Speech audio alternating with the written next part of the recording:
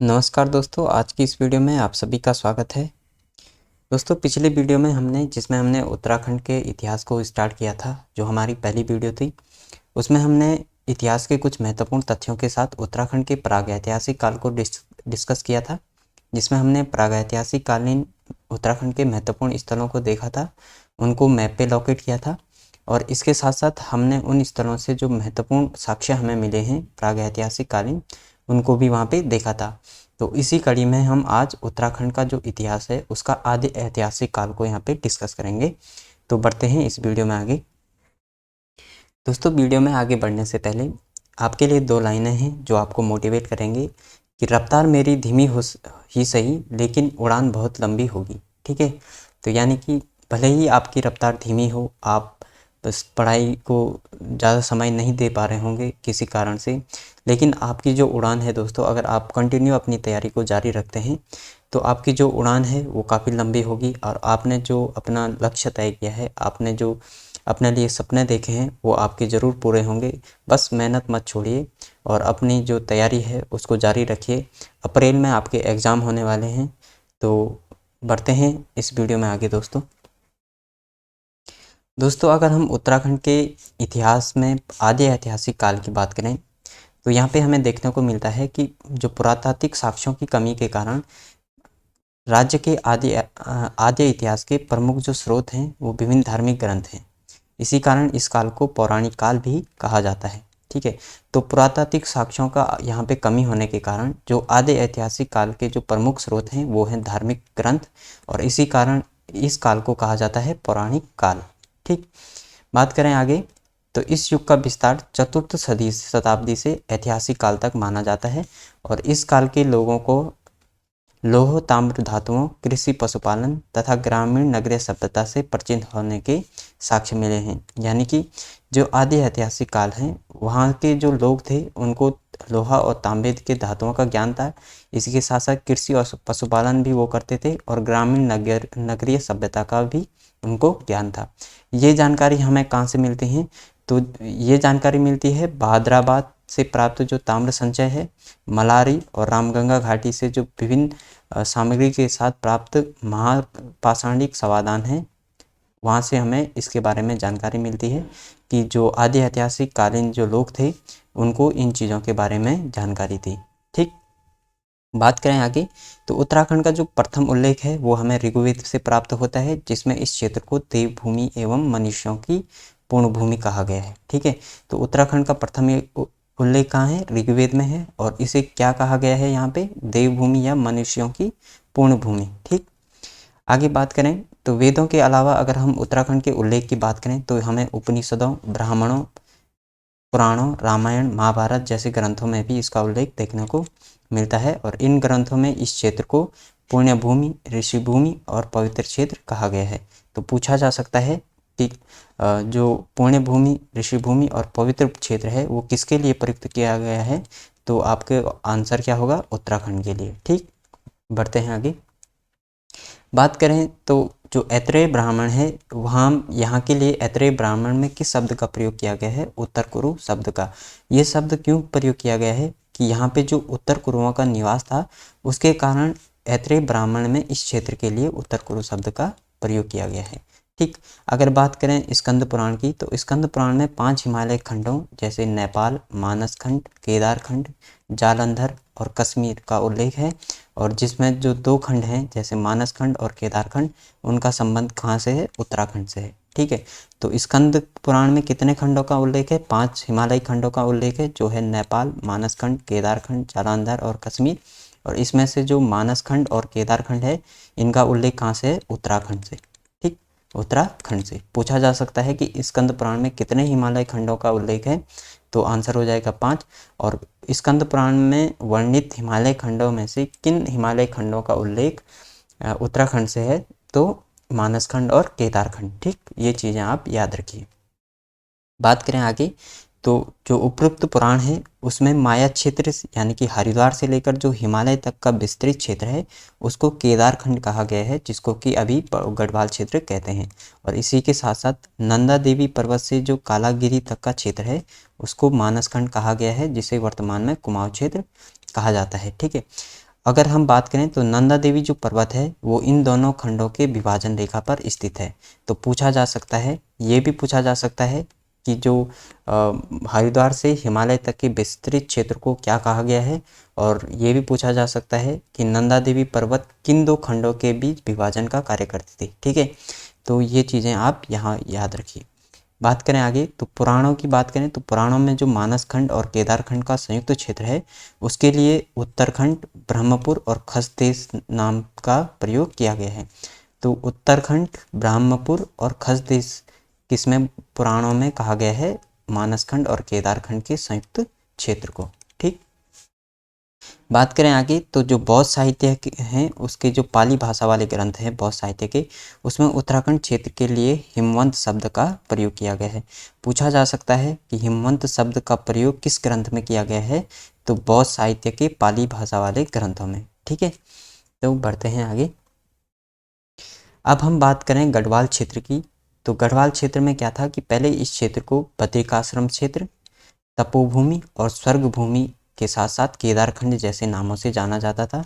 और बद्रिकाश्रम क्षेत्र, तपोभूमि और स्वर्ग भूमि कहाँ पे कहा गया है? महाभारत और पुराणों में। ठीक, तो लेकिन अगर बात करें आगे तो 1515 से यानी कि 1515 से के आसपास इस क्षेत्र में जो 52 गढ़ थे यानी कि जो पहाड़ी किले थे उस पर पंवार शासक अजयपाल द्वारा जब इनको जीत लिया गया तो उसके कारण ये जो क्षेत्र है उसका नाम पड़ा गढ़वाल। ठीक है, तो पूछा जा सकता है कि जो गढ़वाल क्षेत्र है उसका नाम गढ़वाल कब पड़ा? तो 1515 के आसपास जब इस क्षेत्र के 52 गढ़ों को अजयपाल जो कि पंवार शासक था उसके द्वारा जीत लिया गया था तो उसका नाम पड़ा गढ़वाल क्षेत्र। ठीक है, बात करें गढ़ों की तो गढ़ों का जो निर्माण है इस क्षेत्र की बहुत प्राचीन विशेषता रही है।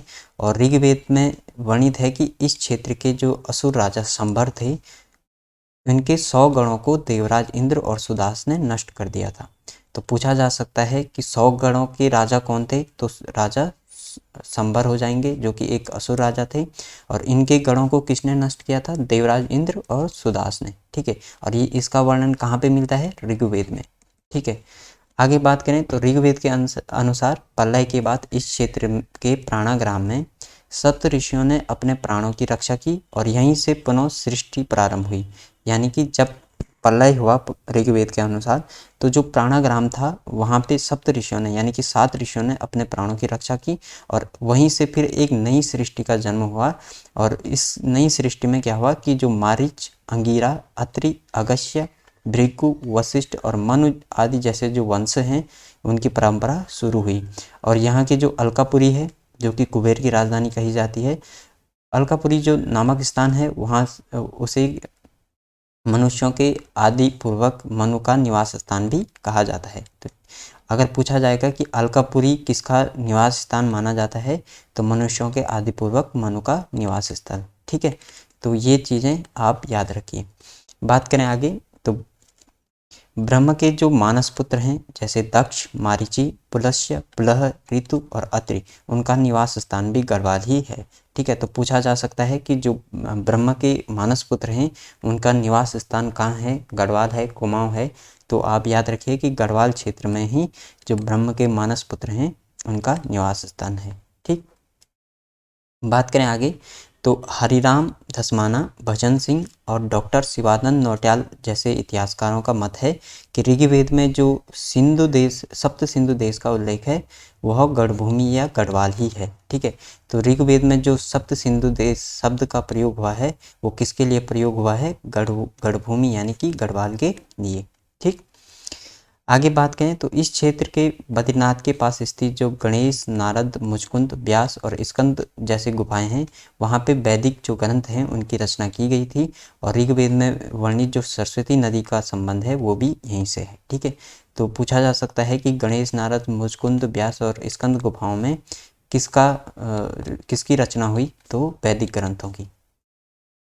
आगे बात करें तो टिहरी गढ़वाल की एक पट्टी जो कि हिमालय नहीं हिमयान है। ठीक है, हिमयान पट्टी है, सॉरी यहाँ पे हिमयान होना चाहिए, हिमयान। ठीक, तो जो एक टिहरी गढ़वाल में हिमयान पट्टी है उसके बिसौन नामक पर्वत पर वशिष्ठ कुंड, वशिष्ठ गुफा और वशिष्ठ आश्रम हैं। ठीक है, तो वशिष्ठ आश्रम, वशिष्ठ कुंड और वशिष्ठ गुफा कहाँ है? टिहरी गढ़वाल के हिमयाण पट्टी में, जो कि बिसौन पर्वत पर है। ठीक है, ऐसा माना जाता है कि राम के वनवास चले जाने पर वशिष्ठ मुनि और उनकी पत्नी अरुंधति ने यहीं निवास किया था। और देवप्रयाग में भगवान राम का एक मंदिर है और ऐसी मान्यता है कि भगवान राम ने अंतिम समय में यहाँ तपस्या की थी। तो पूछा जा सकता है कि भगवान राम का मंदिर कहाँ है? तो देवप्रयाग में है। और वशिष्ठ मुनि और अरुंधति ने राम के वनवास चले जाने के बाद यहाँ क्या किया था? निवास किया था। ठीक, तो बढ़ते हैं आगे बात करें तो गढ़वाल क्षेत्र के जो देवप्रयाग के शीतोंशु पट्टी में माता सीता पृथ्वी में समाई थी। इसी कारण यहाँ प्रतिवर्ष जो मनसार क्षेत्र है यहाँ का, वहाँ पे मेला लगता है। तो पूछा जा सकता है कि शीतोंशु पट्टी कहाँ पे है? तो देवप्रयाग में है। यहाँ पे क्या हुआ था? माता सीता पृथ्वी में समाई थी। ठीक, टिहरी गढ़वाल जिले में लक्ष्मण जी जिस स्थान पर तपस्या की थी उसे तपोवन कहा जाता है। तो तपोवन कहाँ है? टिहरी गढ़वाल में है, जहाँ पे लक्ष्मण जी ने तपस्या की थी।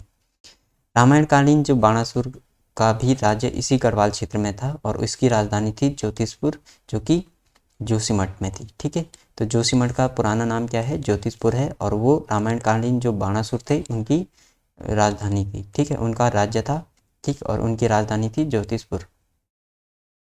बात करें आगे तो जो महाभारत के वन पर्व में हरिद्वार से केदारनाथ, जिसको भृंगतुंग भी कहा जाता है, तक की यात्रा में पड़ने वाले स्थानों का वर्णन मिलता है। और इस पर्व में बद्रीनाथ की भी चर्चा की गई है। ठीक, तो महाभारत के वन पर्व में जो हरिद्वार से लेकर केदारनाथ तक का मार्ग है, वहाँ पे जो स्थान महत्वपूर्ण स्थान पड़ते हैं उनका वर्णन मिलता है और जिसमें बद्रीनाथ की भी चर्चा की गई है। महाभारत के वन पर्व के अनुसार उस समय इस क्षेत्र में पुलिंद यानी कि जो कुनिंद थे और किरात जातियों का आधिपत्य था। पुलिंद राजा जो सुबाहु थे, उनकी राजधानी श्रीनगर थी और इन्होंने पांडवों की ओर से युद्ध में भाग लिया था। आपको पता है कि पांडवों और कौरवों के बीच जो युद्ध हुआ था, कुरुक्षेत्र हुआ था, उसमें पुलिंद राजा सुबाहु ने पांडवों की ओर से युद्ध किया था। ठीक, बात करें आगे तो सुबाहु के बाद यहाँ पे राजा विराट का उल्लेख मिलता है, जिसकी राजधानी जौनसार की विराटगढ़ी में थी और इसी की पुत्री से अभिमन्यु का विवाह हुआ था, जिनका नाम था उत्तरा। ठीक, तो उत्तरा का विवाह हुआ था अभिमन्यु से, जो कि राजा विराट की पुत्री थी। प्राचीन काल में इस क्षेत्र में बद्रिकाश्रम और कणावाश्रम नामक दो प्रसिद्ध विद्यापीठ थे और इनमें से जो कणावाश्रम है वो दुष्यंत और शकुंतला के प्रेम प्रसंग के कारण विशेष रूप से प्रसिद्ध है। इसी आश्रम में चक्रवर्ती सम्राट भरत का जन्म हुआ, जिनके नाम पर अपने देश का नाम क्या पड़ा? भारत पड़ा। ठीक है, तो पूछा जा सकता है कि कणावाश्रम क्यों प्रसिद्ध है? तो दुष्यंत और शकुंतला के प्रेम प्रसंग के लिए। और ये कहाँ पे है कणावाश्रम? ये एक विद्यापीठ है। ठीक, तो प्राचीन कालीन विद्यापीठ है कणावाश्रम, जो कि दुष्यंत और शकुंतला के प्रेम प्रसंग के कारण प्रसिद्ध है। और चक्रवर्ती सम्राट जो भरत हैं, उनका जन्म यहीं हुआ था और ये भरत जो हैं दुष्यंत और शकुंतला के पुत्र हैं। ठीक, बात करें आगे तो जो महाकवि कालिदास हैं, उन्होंने महाकाव्य अभिज्ञान शकुंतलम की रचना मालिनी नदी के तट पर स्थित कणावाश्रम में ही की थी और अब इस स्थान को चौकाघाट कहा जाता है। ठीक है, तो आ सकता है कि कणावाश्रम का वर्तमान नाम क्या है? तो चौकाघाट। और जो कालिदास हैं, उन्होंने अभिज्ञान शकुंतलम की रचना कहाँ की? मालिनी नदी के तट पर। और कहाँ पे? कणावाश्रम में। ठीक, तो कणावाश्रम कहाँ पे है? मालिनी नदी के तट पर, ये भी याद रखिए। बात करें आगे तो धार्मिक ग्रंथों में कहीं कहीं पर केदार खस मंडले शब्द, ये याद रखिए, केदार खस मंडले शब्द का प्रयोग किया गया है और इस शब्द के अनुरूप केदार खंड को खस प्रदेश का पर्यायवाची माना जाता है। कुछ लोगों के अनुसार पहले प्राचीन काल में गढ़वाल क्षेत्र में खस जाति के लोग बहुत सशक्त थे और उस समय गढ़वाल क्षेत्र में बौद्ध मत का प्रचार प्रसार अधिक हुआ और कुछ विद्वान इन्हें आर्य मानते हैं। तो पूछा जा सकता है कि जो धार्मिक ग्रंथ है उसमें केदार खस मंडली शब्द का प्रयोग किसके संबंध में किया गया है? तो जो खस जो जाति थी उनके संबंध में किया गया है, क्योंकि उनका यहाँ पे प्रभुत्व था। और इसके साथ साथ अगर कहें कि किस जाति के समय जो बौद्ध मत का था गढ़वाल में प्रचार प्रसार अधिक हुआ, तो खस जाति के समय। ठीक, तो बढ़ते हैं आगे।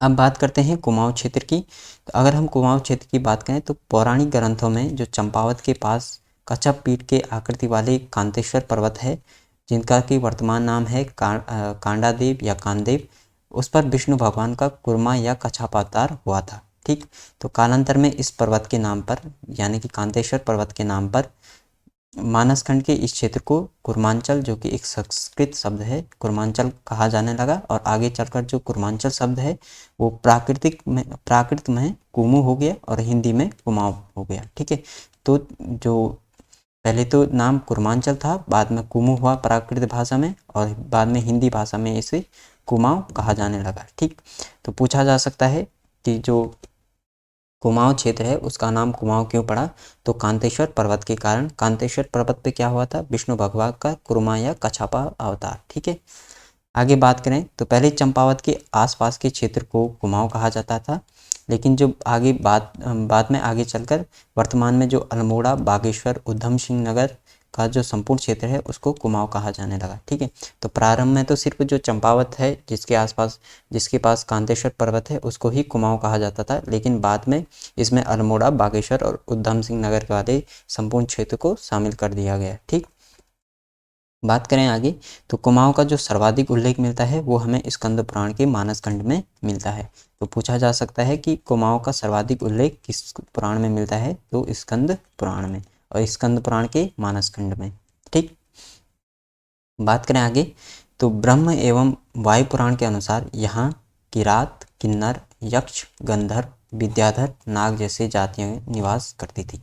ठीक है, तो ब्रह्म एवं वायु पुराण के अनुसार यहाँ कौन कौन सी जातियां निवास करती थी, एक तो किरात हो गई, दूसरा किन्नर, फिर यक्ष, गंधर्व, विद्याधर और नाग। पूछा जाता है कि निम्नलिखित में से कौन सी उत्तराखंड की प्राचीन जनजातियां हैं या उत्तराखंड की जातियां हैं, तो इस टाइप से इन चीज़ों को आप याद रखें कि किरात, किन्नर, यक्ष, गंधर्व, विद्याधर और नाग जैसी जनजातियों की जो जानकारी है वो हमें वायु पुराण और ब्रह्म पुराण से मिलती है।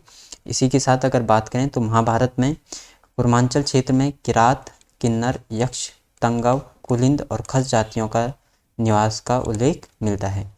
जो जाखन देवी मंदिर है जो कि अल्मोड़ा में है, इसका अस्तित्व अत्यंत प्राचीन काल क्षेत्र में यक्षों के निवास की पुष्टि करता है।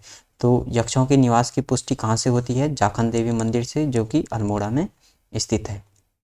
इसी के साथ बात करें तो कुमाऊं क्षेत्र में बिनाग या जिसे बैनी नाग भी कहते हैं, धौल नाग, काली नाग, पिंगल नाग, खरहरी नाग, वासुकी नाग जैसे नाग देवता के जो मंदिरों की उपस्थिति है वो प्राचीन काल में जो नाग जाति के लोग थे उनके निवास को प्रमाणित करते हैं। यानी कि ये जो नाग मंदिर हैं इनके द्वारा हमें ये जानकारी मिलती है कि कुमाऊं क्षेत्र में पहले जो नाग थे उनकी वो रहते थे। ठीक है, नागों का आधिपत्य यहाँ पे था। ठीक, तो बात आगे बढ़ते हैं। आगे है कि उपरोक्त जो नाग मंदिर हैं जो हमने देखे उनमें जो पिथौरागढ़ का बिनाग है और बैनी नाग है वे मंदिर सबसे प्राचीन है। ठीक है, तो पिथौरागढ़ का जो बिनाग और बैनी नाग मंदिर है वो सबसे प्राचीन मंदिर है। अपने स्वतंत्र भाषाई अस्तित्व के साथ, यानी कि इनकी जो मुंडा भाषा है के साथ जो किरात वंशज हैं वो आज भी कुमाऊं के आस्कोट और डीडीहाट नामक स्थान पर निवास करते हैं। ठीक है, तो पूछा जा सकता है कि आस्कोट और डीडीहाट पर कौन सी प्राचीन जाति अभी वर्तमान तक निवास कर रही है, तो किरात के वंशज। ठीक, बात करें आगे तो बात की कुमाऊं की जातियों में खस का उल्लेख मिलता है और कुमाऊं में राजपूतों के प्रवेश से पहले खसों का ही प्रभुत्व था। ठीक, तो यानी कि जो खस है उनका उल्लेख कुमाऊं की जातियों में मिलता है और कुमाऊं में जो राजपूत थे उनके प्रवेश से पहले खसों का प्रभुत्व था। ये देखा हमने जो है महत्वपूर्ण जातियों के बारे में, और जो भी आदि ऐतिहासिक कालीन जो तथ्य थे, महत्वपूर्ण तथ्य।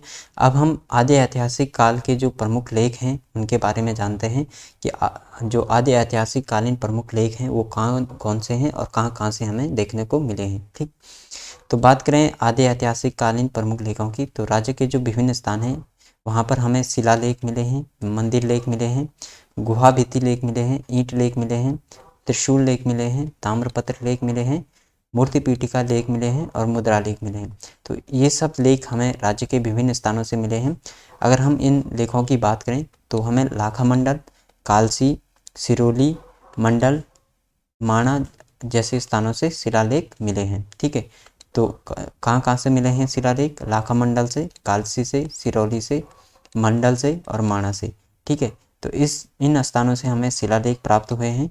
इसी प्रकार अगर बात करें तो आप सबको पता है कि सम्राट अशोक हुए थे, उन्होंने राज्य की जो उत्तरी सीमा है वहाँ पे 257 ईस्वी पूर्व कालसी में, जो कि कालसी कहाँ पे है, देहरादून के निकट है, टोंस और यमुना नदी के संगम पे, वहाँ पे एक शिलालेख स्थापित किया। और यह लेख किसमें है, ये है पाली भाषा में। और इस लेख में घोषणा की गई है कि यहाँ पे कि उनके जो राज्य में हर स्थान पर मनुष्यों और पशुओं की चिकित्सा की पूरी व्यवस्था की गई है, और इसमें लोगों से हिंसा छोड़कर अहिंसा के पथ पर चलने की बात की गई है। तो पूछा जा सकता है कि किस अभिलेख में, उत्तराखंड में किस अभिलेख में ये कहा गया है कि उनके राज्य में हर स्थान पर मनुष्यों एवं पशुओं की चिकित्सा की पूरी व्यवस्था की गई है और लोगों से हिंसा को छोड़कर अहिंसा के पथ पर चलने की बात की गई है। तो आंसर हो जाएगा कालसी अभिलेख। और कालसी अभिलेख किसका है, सम्राट अशोक का है। कहाँ पे है, कालसी में है, देहरादून के पास है कालसी। और किन नदियों के संगम पे है, टोंस नदी और यमुना नदी के संगम पे। किस भाषा में है, पाली भाषा में। ठीक, बात करें आगे तो कालसी के अभिलेख में यहाँ के जो लोग हैं उनको पुलिंद कहा गया है, और इस क्षेत्र के लिए अपरांत शब्द का प्रयोग किया गया है। काफ़ी महत्वपूर्ण शब्द हैं कि पुलिंद शब्द यहाँ के लोगों के लिए प्रयोग किया गया है और अपरांत शब्द इस क्षेत्र के लिए प्रयोग किया गया है। आगे बात करें तो जौनसार देहरादून के जो जौनसार भावर स्थित लाखा मंडल में राजकुमारी ईश्वरा का शिलालेख प्राप्त हुआ है, और इसके अनुसार यमुना उपात्या में यादवों का राज्य था। ठीक है, तो यानी कि जो राजकुमारी ईश्वरा का शिलालेख है उससे हमें ये पता लगता है कि यहाँ पे यादवों का राज्य था। और ये कहाँ से मिला है, हमें जौनसार भावर से। ठीक है, जौनसार भावर कहाँ है, देहरादून के पास। ठीक, बात करें आगे तो देवप्रयाग में जो बामन गुफा है और कल्पनाथ की गुफाओं के अंदर हमें दीवारों पर लेख मिले हैं। इसी प्रकार आगे बात करें तो नैनीताल और बाड़ावाला जो कि देहरादून में है, वहाँ से हमें ईंटों पर उत्कीर्ण लेख प्राप्त हुए हैं। ठीक, तो पूछा जा सकता है कि ईंटों पर उत्कीर्ण लेख कहाँ से प्राप्त हुए हैं, तो नैनीताल और बाड़ावाला जो कि देहरादून में है। ठीक, बात करें आगे तो देवलगढ़ और जो कोलसारी से हमें क्या मिला है, मूर्ति पीठिका लेख मिला है। और गोपेश्वर तथा बाड़ावाला से हमें त्रिशूल लेख मिले हैं। और इस त्रिशूल लेख में दो राजाओं नागपति राग और अशोक चल के लेख हैं, जो कि 6वीं सदी में नागपति राग ने इस क्षेत्र को जीता था और 12वीं सदी में पश्चिमी नेपाल के राजा अशोक चल ने इस क्षेत्र को जीता था। ठीक है, तो पूछा जा सकता है कि गोपेश्वर और बाड़ावाला त्रिशूल में किन दो राजाओं के नाम उल्लिखित हैं, तो नागपति नाग और अशोक चल। नागपति नाग एक नाग राजा थे, यानी कि नागवंशी राजा थे, जो कि 6वीं से 7वीं सदी में यहाँ पे शासन किया था। और जो अशोक चल हैं वो नेपाल के राजा हैं, पश्चिमी नेपाल के, उन्होंने 12वीं सदी में इस क्षेत्र पर शासन किया था। ठीक, अब बात करें आगे तो प्रथम और द्वितीय सदी के जो कुषाणकालीन मुद्राएं हैं वो मुनिकीरेती और सुमाड़ी से मिली हैं। काफ़ी महत्वपूर्ण है, इसको जरूर नोट कर लीजिए कि जो प्रथम और द्वितीय सदी के कुषाणकालीन मुद्राएं हैं वो मुनिकीरेती और सुमाड़ी से मिली हैं। ठीक, इसी प्रकार अगर बात करें तो कार्तिकपुर राजाओं के जो ताम्रपत्रीय लेख हैं वो हमें पांडुकेश्वर से मिले हैं, कंडारा से मिले हैं, चंपावत से मिले हैं और बैजनाथ। तो इन स्थानों से हमें कार्तिकेयपुर राजाओं के ताम्रपत्रीय लेख मिले हैं। और पांडुकेश्वर से सबसे ज़्यादा यानी कि 4 लेख पांडुकेश्वर से मिले हैं, कंडारा से 1 और चंपावत से 1। ठीक, तो इसी प्रकार बैजनाथ में भी हमें ताम्रपत्र लेख मिले हैं।